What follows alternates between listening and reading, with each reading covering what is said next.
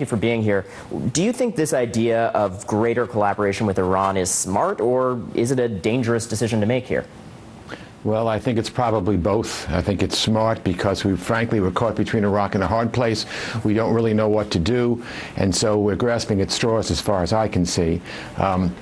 This is a direct result, obviously, from our ill-fated incursion into Iraq during the Bush administration. We're paying the price now, and I think what's happening is the president is sort of grasping at straws, because we cannot allow ISIS to overrun the country, because we'll have a situation, if that happens, like we had in Afghanistan when the Russians were driven out of the country and the Taliban were allowed to sort of have a no man's land in Afghanistan and kind of come together, and the result was September 11th.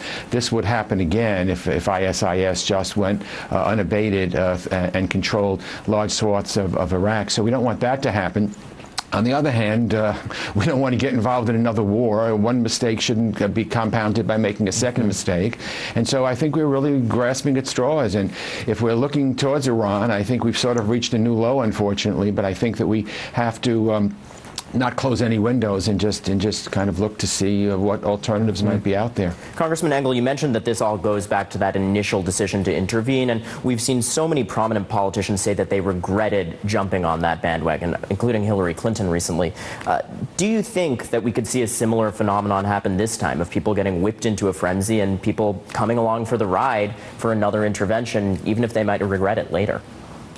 I don't think there's any stomach for intervention, boots on the ground, troops again. I just don't see it anywhere. I don't see it amongst Democrats. Maybe some Republicans might think it's a good idea, but I don't think there's the stomach for it. The American people are tired of it. And, you know, you look and see what happened in Iraq. We lost so many young men and women in American blood. It costs us billions and billions of dollars to fight this war, and now you see this terrorist group, ISIS, overrunning all the places where Americans fought and died. It just makes your heart cry to see what's happened. So I don't think there's any stomach for that. I know I don't have any. Families around the country are still wrestling with all the devastation. I think you're exactly right. The numbers bear that out. We'll see how it plays out on the Hill. Congressman Engel, appreciate your joining. Thank you.